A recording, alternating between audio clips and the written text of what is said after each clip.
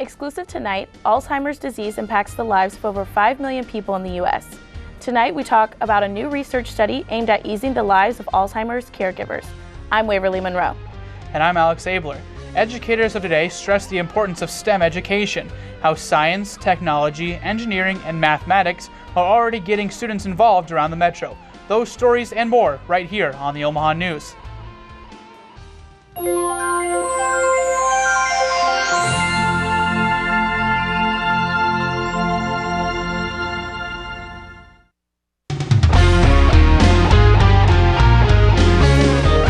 This is the Omaha News, presented by the School of Communication at the University of Nebraska at Omaha, from the studios of UNO Television.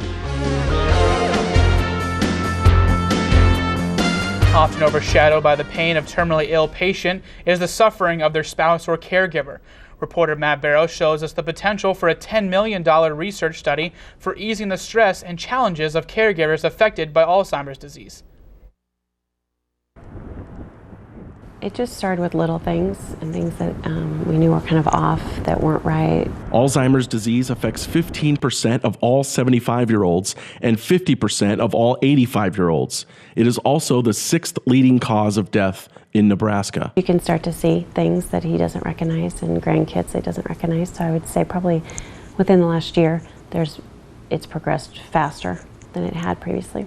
It is also very costly. By 2060, the annual estimated cost nationally between Medicare payments and the unpaid contributions of caregivers is $50 trillion. Absent a cure, a $10 million research project is currently underway, coordinated between the University of Nebraska Medical Center and the University of California, San Francisco, addressing the one area where significant help can be made right now: caregiving. If we can give the caregiver all the tools they need, we should be able to avoid all of these bad outcomes. 900 patients across Nebraska and Iowa receive educational resources as well as assistance through regularly scheduled phone calls. What type of medical care do you think is most important? And I'll give you 3 options. The hope is that UNMC's study will not only have a quantifiable impact by combating the exponential growth of medical costs, but it will also provide families with much needed help adjusting and preparing. You know, there'll come a time that those visits aren't going to be the same. But I don't think psychologically you ever really prepare yourself. For the Omaha News, I'm Matt Barrows. In 1999, the Nebraska legislature funded the Lifespan Respite Network to provide a statewide system of coordination of respite resources. The Department of Health and Human Services awards 6 grants to local entities across the state with respite coordinators who are responsible for information and referral for families needing access to respite, as well as coordinating training for providers and consumers. The Centers for Disease Control is launching a study to determine if the Zika virus actually causes birth defects, as Brazilian scientists have reported. Team members from the CDC will track down babies with microcephaly and their mothers. They will also find mothers who gave birth to healthy babies around the same time and compare blood samples to see if actually there is a link between the disease and birth defects. Science, technology, engineering, and mathematics, or STEM, all things that are important in life and for this country's young students now and in their future, and America's future. Robots to Legos, the Strategic Air and Space Museum in Ashland, Nebraska held showcase to many young scientists and engineers over the weekend thanks to the Nebraska STEM program. Amelia Squires, UNO STEM Outreach Coordinator, says that the Robotics Expo is all about competing in an educational environment. It's important because of the collaboration, but it's important because we get the students here all together competing with the things that they have passion about. Young to old, these students are here to show that a love for science and engineering has no age. A 6th grader from Anderson Middle School, Garrett, says that he has been building for years and thinks that building and creating robots will help him become an architect. This is my first year with a robotics club, but I like to build stuff at home with like Legos, so I'm used to building stuff. Dr. Neil Grangenet, Community Chair of STEM Education, says that the STEM program helps young minds get prepared early for real-life careers and problems. STEM education is very critical for our country. Actually, it's a chance to bring those 4 disciplines together, science, technology, engineering, and mathematics, together to form solutions to problems that we all have in society. According to the Economics and Statistics Administration, STEM occupations are set to grow by 18% by 2018. On Monday morning, the Peter Kiewit Foundation awarded a challenge grant to UNO and the College of Information Science and Technology's IT program, Code Crush. This program is designed to immerse and introduce 8th to 9th grade girls into the world of information technology. Mattel is on a mission to make 3D printing as easy as building with Legos. At New York's 2016 Toy Fair, the toy company revealed what it called the new 3D Thing Maker. The printing device works with a special app to create 3D printed blocks that can be pieced together to create different things. Mattel says the printer will be available in the fall for around $300. Omaha Henry Doorly Zoo is debuting its new rockhopper penguin chick today. The chick was hatched on December 12th of last year and is slowly being introduced into the exhibit. The penguin will stay in its own playpen so it can acclimate to the other penguins in the display. Of course, the zoo needs help with the name. Suggestions are being accepted until March 2nd. The winner will be announced March 9th. Still to come, how a local nonprofit is reaching out to Metro workers to teach how healthy lifestyles can positively impact job and performance. And the Flint water crisis still continues to get news coverage. What one Omaha local is doing to help those in need around the Flint area. Coming up next on the Omaha News.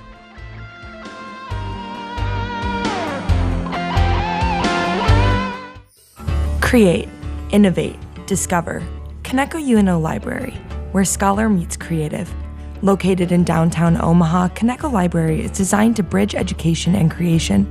For students and community members alike, both loud in expression and quiet in nature, encouraging forward thinkers to collaborate in a beautiful space of creative scholarly consciousness. Coneco UNO Library, open space for your mind where momentum is accomplished.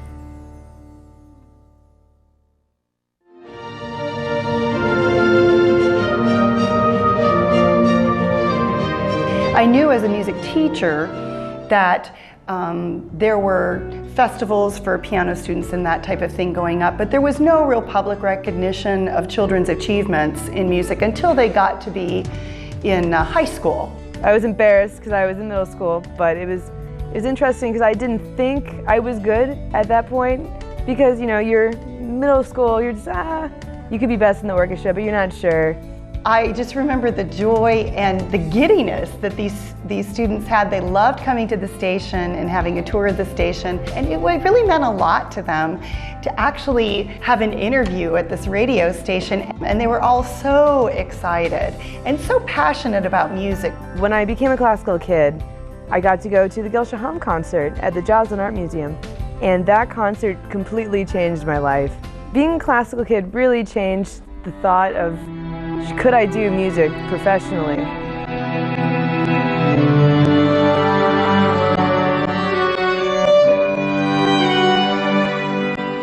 It was really nice winning something like that. It was pretty good. The classical kids idea was one that stuck because KVNO is all about classical music. It was perfect.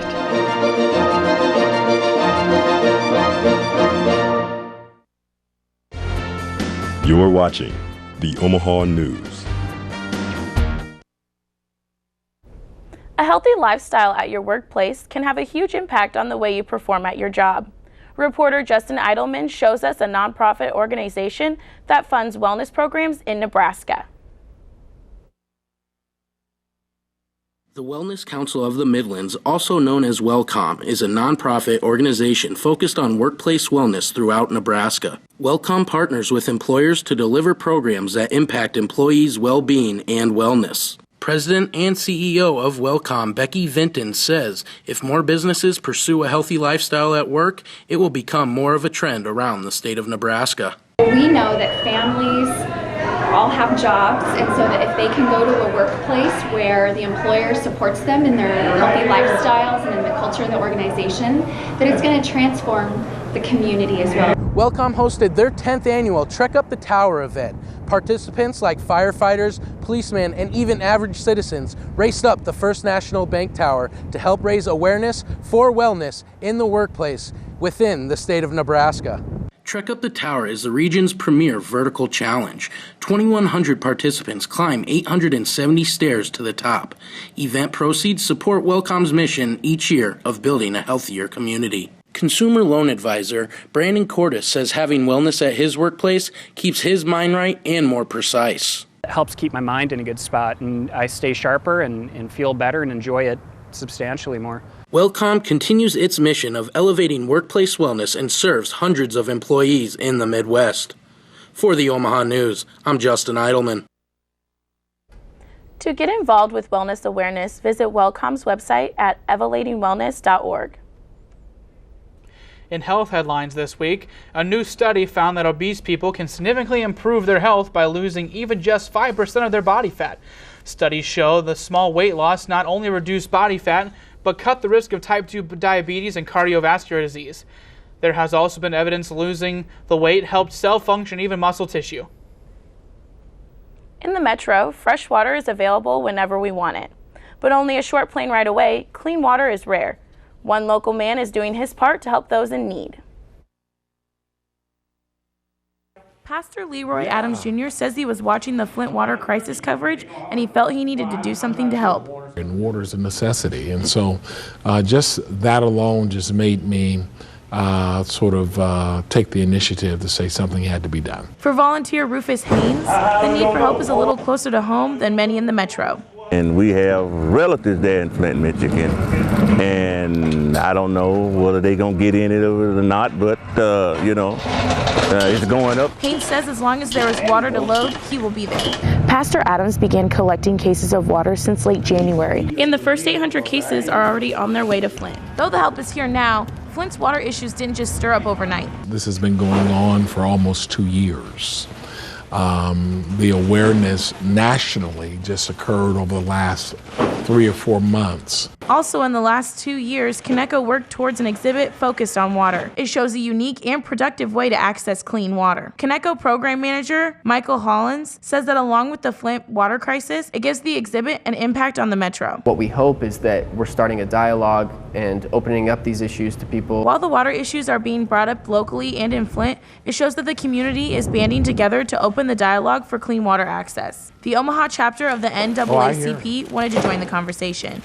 Omaha's NAACP president, Vicki Young, quickly responded to Adams' call to action. It sends some type of relief to the community of Flint. Adams says this is not a one-time donation he is sending. He is still collecting cases of water and will have another send-off coming up soon, as well as an Omaha water wellness session to address the water issues in the metro. According to the CDC, most people are seeming to forget to sleep. This puts people at risk for serious health problems such as obesity and heart disease. Only 65% of Americans said they sleep 77 hours of sleep a night. Experts say the artificial lights in computers and TV screens are mostly to blame. To combat the problem, they suggest moving computers, TVs, cell phones, and other distracting technology from the bedroom. Coming up, accepting Syrian refugees to the U.S. is a hot-button issue across the country right now. We spoke to one Nebraska senator who talks preparations should the U.S. begin taking in more. And to many, Omaha is known as the gateway to the West. How a new exhibit at the Joslin Art Museum is teaching visitors the history of Nebraska's biggest city. Coming up on the Omaha News. Just recently, MAV Radio has won several awards, both from the Nebraska Broadcasters Association as well as the Broadcast Education Association. And I think it just is proof that our students are doing work that is equivalent, if not surpassing, other students around the nation. So I'm really proud of where we've come, and I can't wait to see where we're going.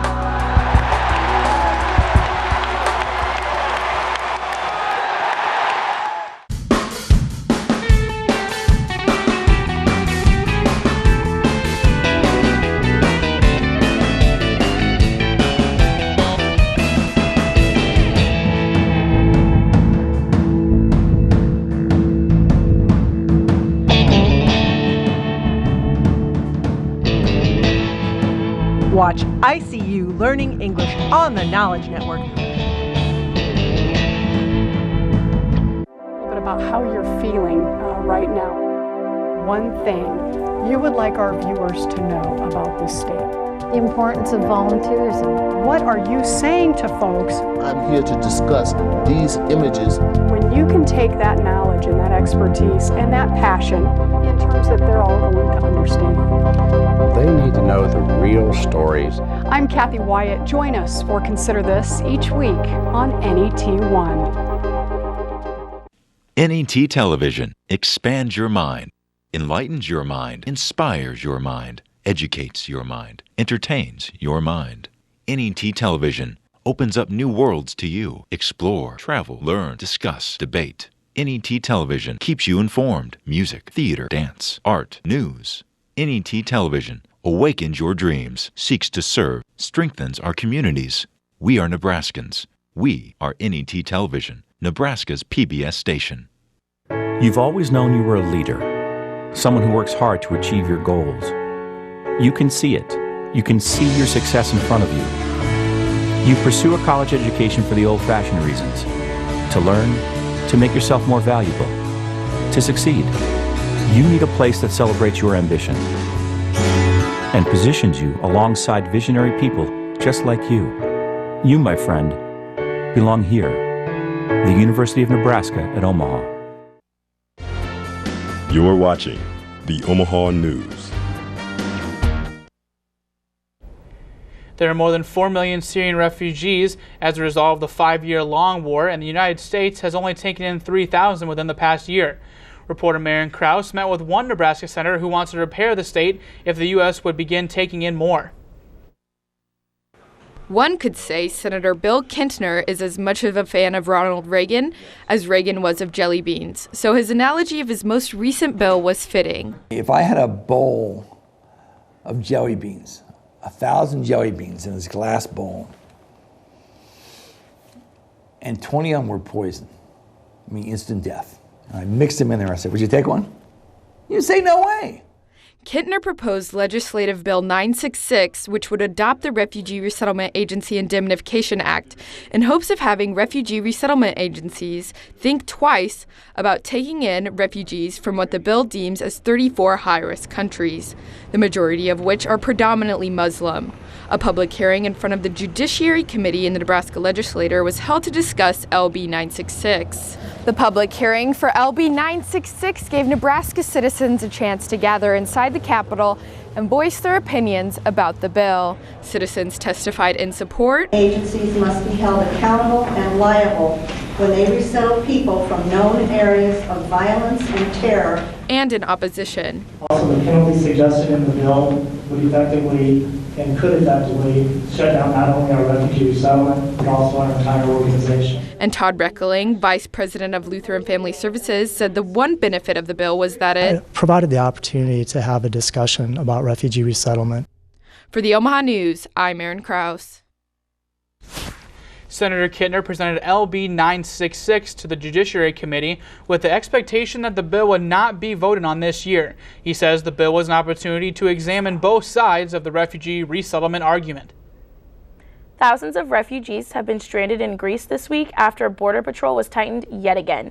Former Yugoslav Republic of Macedonia banned Afghan nationals from crossing into Greece. Iraqis and Syrians are requested to have a passport or identity card for entry apart from official registration documents. As of Monday, 4,000 refugees have been waiting to gain entry into Greece. Officials say the whole refugee crisis has been testing relations between European countries. The Go West exhibit at the Joslin Art Museum deals with a big part of Omaha history. Jared Kennedy shows us this story about conquering the American West.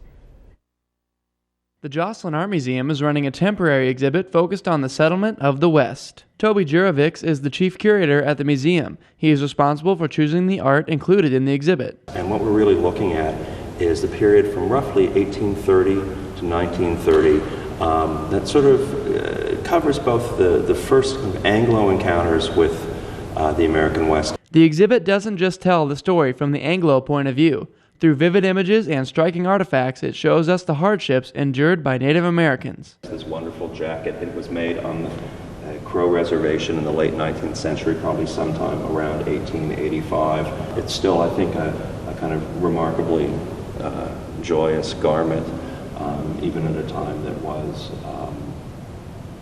exceptionally difficult. Both the Durham Museum and the Jocelyn Art Museum have ongoing exhibits that show Omaha's rich history in regards to the transition westward. Amy Rummel is the Director of Marketing at the Jocelyn. We're generally looking for exhibitions that are going to enhance what we already have on view in our permanent collection, or that bring something new to the mix of what we have to offer. Omaha is one of those cities that really is one of the gateways to the American West. For the Omaha News, I am Jared Kennedy. Time is running out to see the Go West exhibit, which concludes April 17th. A 91-year-old theater that hasn't screened a film in nearly 3 years is finally getting a second chance at life. The Dundee Theater is getting a multi-million-dollar restoration to reopen sometime in 2018. The theater was previously closed in May of 2013 for renovations before the owners announced they were going to sell the building. The Sherwood Foundation then purchased the theater and donated it to Film Streams. As the UNO campus anxiously awaits the new renovations of the Milo Bell Student Center, many organizations calling the building home continue to work displaced. How those groups are coping with the uncertainty. The U.S. still remains divided on the topic of gun control, and those carrying firearms continue to fight for their Second Amendment rights. What one Nebraska senator is doing to help protect those with concealed carry permits. Coming up next on the Omaha News.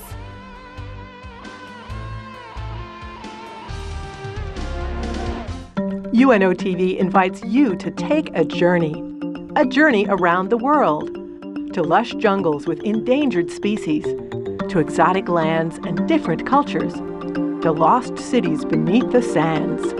Travel through time to see ancient secrets on the other side of the world, the growth of the American West, or the start of Nebraska's largest city, or just explore our state. Find out about Nebraska in World War II. Learn how Omaha has grown since. Discover the effort to renovate its green spaces, the history of one of its most impressive buildings, or look at its internationally recognized university. For over 20 years, UNO TV has produced award-winning documentaries that explore, educate, and enlighten. To find out more, call 402-554-2516 or visit unotv.unomaha.edu. UNO Television gives students a chance to work in a real studio. Working on the TV crew, students get hands-on experience with lights, camera, and action. Working on a variety of shows gives students a leg up looking for jobs. In fact, many former crew members work at local stations. It's a once-in-a-lifetime experience for students to learn the science and art of TV production. UNO TV, student crew, professional staff, award-winning results.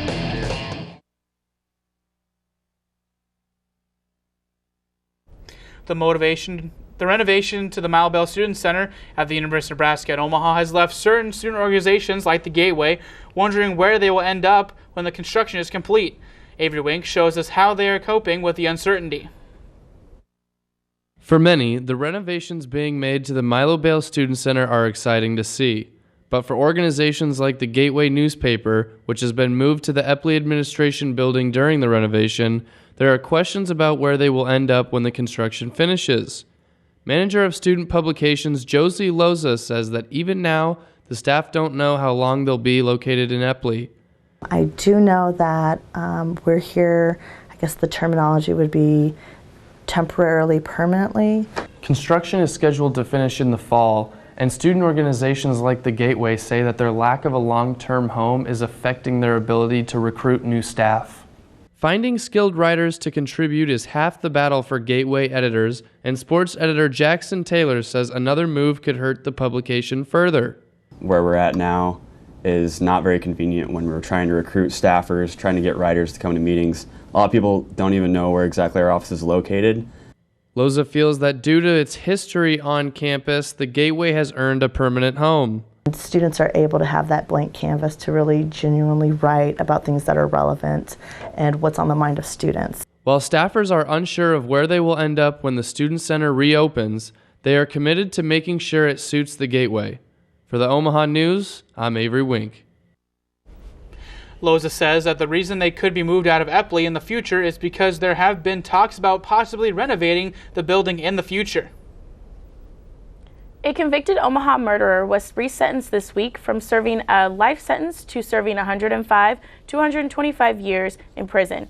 Juan Castaneda was previously given life without parole for the 2008 murders of 2 people. Prosecutors said because the shooting had no motive other than gang initiation, it made the crimes that much more heinous. One of the victims' fathers is pleased with the resentencing, saying, quote, he deserves what he's getting. A bill was presented to the legislature last month that would protect people from out of state who have a concealed carry permit when they are in Nebraska. Jamie Schmitz tells us that a senator is doing to help protect people's Second Amendment rights when it comes to concealed carry permits. But we have a constitutional right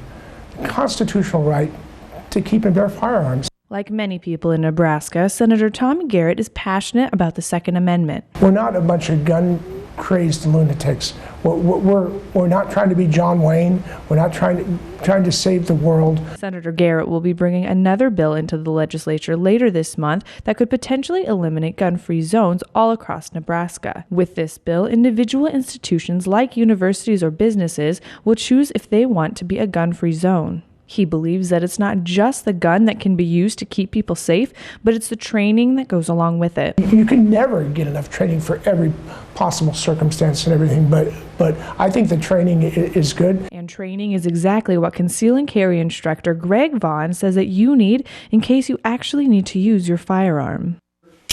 I always talked about third-party intervention. I mean, if you walk up on a scene or you see a crime taking place, you know, would you be more obligated to intervene if you were armed than if you weren't armed? And would you know rightfully what to do? One thing that Vaughn and Garrett want you to know about these classes is that it's about educating yourself on self-defense and how to use a gun in a situation that you may feel threatened. If you want to learn the concept of carrying concealed and why you're carrying concealed and what kind of circumstances you could find yourself in, that's what the class is mainly about. Vaughn says that setting time aside to go to the gun range and practice, just like military and police officers do, can be very beneficial to learn how to handle your specific gun in certain situations. For the Omaha News, I'm Jamie Schmitz. To carry concealed, you have to be 21 years old or older, but Vaughn says that you can take the class before that, so you can get trained on a specific gun. The man accused of fatally shooting 6 people in Michigan and critically wounding 2 others has been denied bail. 45-year-old Jason Dalton went on a random shooting spree Saturday evening in Kalamazoo. He's been charged with 6 counts of murder and 2 counts of attempted murder. Dalton admitted to all charges, but police still have not learned a motive behind the random attacks. That does it for this week's edition of the Omaha News. For all of us here, thanks for joining us and good night.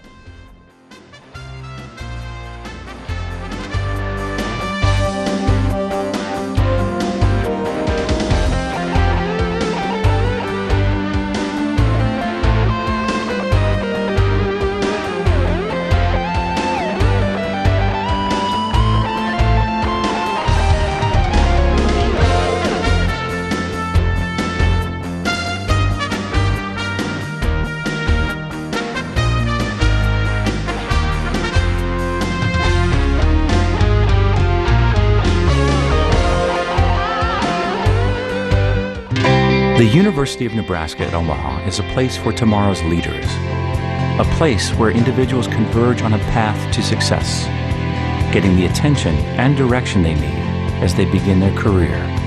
It's where students take pride in serving Omaha, a city we've invested in for more than 100 years. UNO is a place where greatness begins. The University of Nebraska at Omaha.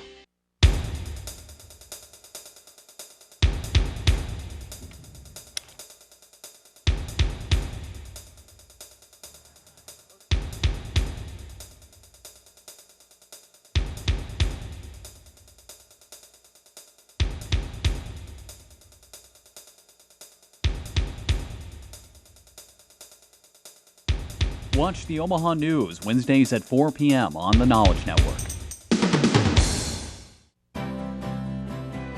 When will you look deep into space?